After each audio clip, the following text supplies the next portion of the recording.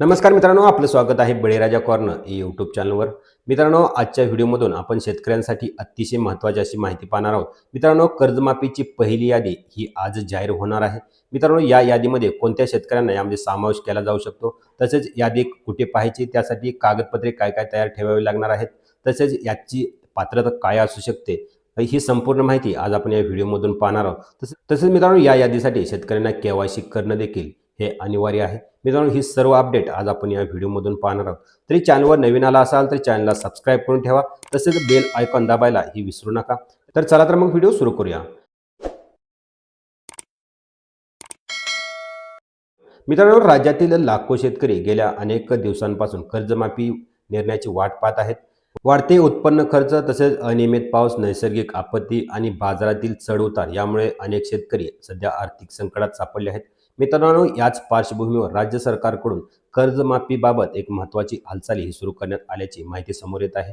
मित्रांनो, यामध्ये जर पाहिलं तर विविध माध्यमाच्या आणि स्थानिक स्तरावरून अशी चर्चा सुरू आहे की कर्जमाफीची पहिली यादी ही प्रसिद्ध करण्यात येणार आहे.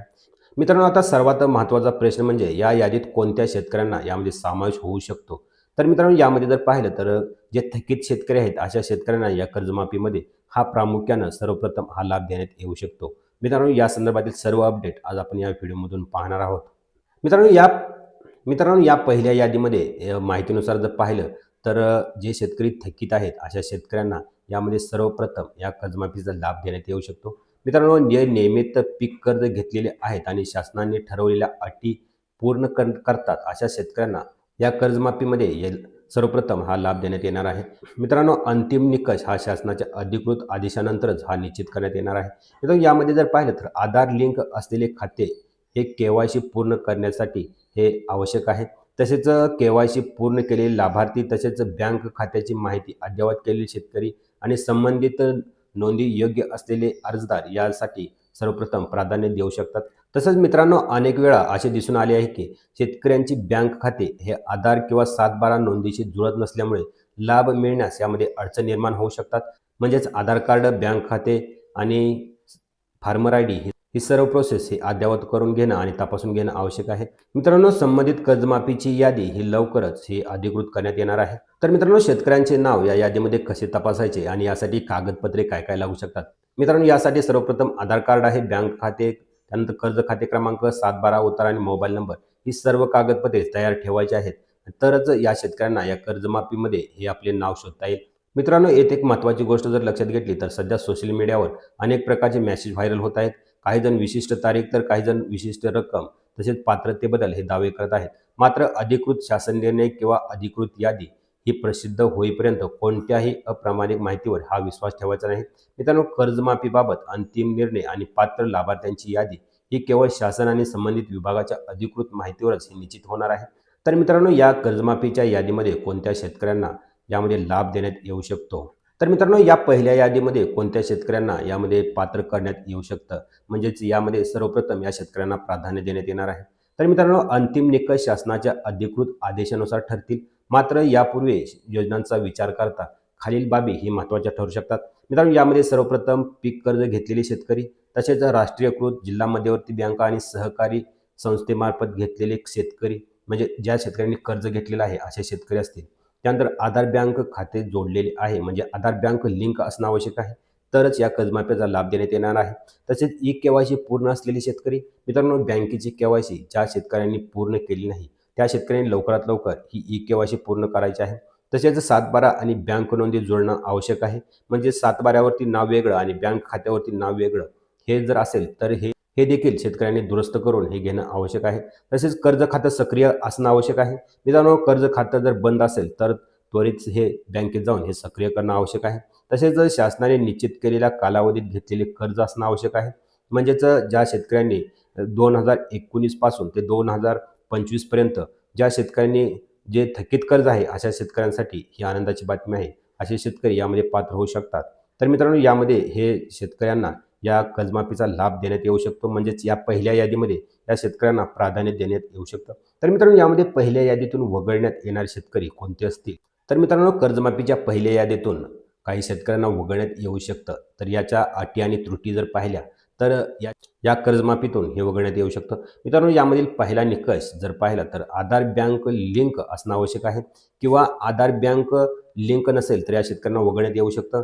तसेच आधार आणि बँक खात्यातील नाव वेगळं असणं. मित्रांनो, आधार कार्डवरती जे नाव आहे तेच बँक खात्याला नाव असणं आवश्यक आहे. म्हणजेच कर्ज खात्याला नाव वेगळं आणि आधार कार्डवरती नाव वेगळं असेल तर हे दुरुस्त करून घेणं आवश्यक आहे. तरच या शेतकऱ्यांना या कर्जमाफीचा लाभ देण्यात येणार आहे. तसेच ई-केवायसी अपूर्ण असणं, म्हणजेच कर्ज खात्याची केवायसी जर पूर्ण नसेल तर केवायसी पूर्ण करून घ्या. तरच या शेतकऱ्यांना या कर्जमाफीचा लाभ देण्यात येणार आहे. तसेच चुकीचा मोबाईल नंबर, मित्रांनो चुकीचा मोबाईल नंबर असेल तरी देखील यातून अपात्र करण्यात येऊ शकतं.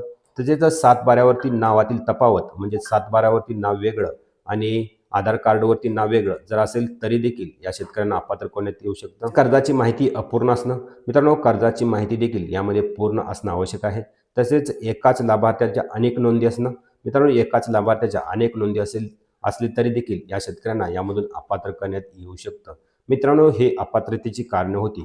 मित्रांनो, शेतकऱ्यांना ई-केवायसी करण्यासाठी लागणारी कागदपत्रे कोणकोणती असतील? तर मित्रांनो, यामध्ये सर्वप्रथम आहे आधार कार्ड, त्यानंतर 7/12, बँक पासबुक, कर्ज खाते नंबर, त्यानंतर मोबाईल नंबर, त्यानंतर फार्मर आय डी ही कागदपत्रे शेतकऱ्यांना जवळ ठेवणं आवश्यक आहे.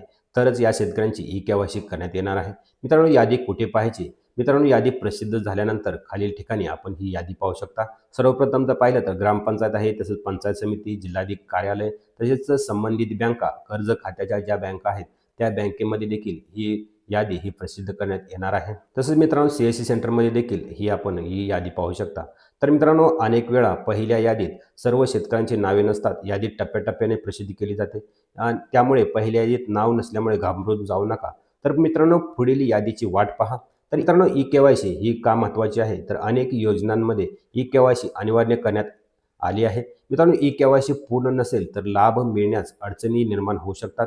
त्यामुळे जवळील CSC सेंटरमध्ये ही संबंधित कार्यालयात जाऊन ई-केवायसी पूर्ण करून घेणं आवश्यक आहे. मित्रांनो, ज्या शेतकऱ्यांची पहिल्या यादीमध्ये नावे आलेली आहेत अशा शेतकऱ्यांनी लवकरात लवकर आपली ई-केवायसी पूर्ण करणं आवश्यक आहे. तर मित्रांनो, बँक खात्याबाबत काही महत्त्वाच्या सूचना आहेत. तर मित्रांनो, तुमचे बँक खाते म्हणजे कर्ज खाते हे सक्रिय ठेवणं आवश्यक आहे. तसेच या खात्याला आधार लिंक हे असणं आवश्यक आहे. तसेच मोबाईल नंबर अपडेट असणं आवश्यक आहे. कारण लाभाची रक्कम ही थेट शेतकऱ्यांच्या बँक खात्यामध्ये जमा करण्यात येते. म्हणजे जे DBTच्या मार्फत ही रक्कम ही शेतकऱ्यांच्या बँक खात्यामध्ये जमा करण्यात येत आहे. त्यानंतर मित्रांनो, कर्जमाफीचा लाभ मिळाल्यानंतर काय करावे? मित्रांनो, सर्वप्रथम बँकेशी संपर्क साधा. त्यानंतर कर्ज खात्याची माहिती अद्ययावत आहे का हे तपासून घ्या. त्यानंतर लेखी नोंद घ्या आणि कोणतीही शंका असल्यास संबंधित अधिकाऱ्याशी संपर्क साधा. तर मित्रांनो, यामध्ये शेतकऱ्यांसाठी काय सूचना आहेत? तर मित्रांनो, सर्वप्रथम शेतकऱ्यांनी आपले आधार कार्ड हे तपासणं आवश्यक आहे. तसेच बँक खाते, त्यानंतर शेतकऱ्यांचे पहिल्या यादीत नाव आल्यानंतर शेतकऱ्यांनी ई-केवायसी पूर्ण करणे देखील आवश्यक आहे. तसेच 7/12वरती आणि आधार कार्डवरती नाव एकच आहे का, एकसारखे आहे का हे तपासणं आवश्यक आहे. तसेच आपला मोबाईल नंबर आपल्या बँक खात्याशी हा अपडेट करून घ्या. मित्रांनो, ह्या काही शेतकऱ्यांसाठी अशा महत्त्वाच्या काही गोष्टी होत्या. तर मित्रांनो, हा व्हिडिओ कसा वाटला नक्की कमेंट करून सांगा. भेटूया का अशाच एका नवीन आणि माहितीपूर्ण व्हिडिओमध्ये. तोपर्यंत जय हिंद, जय महाराष्ट्र.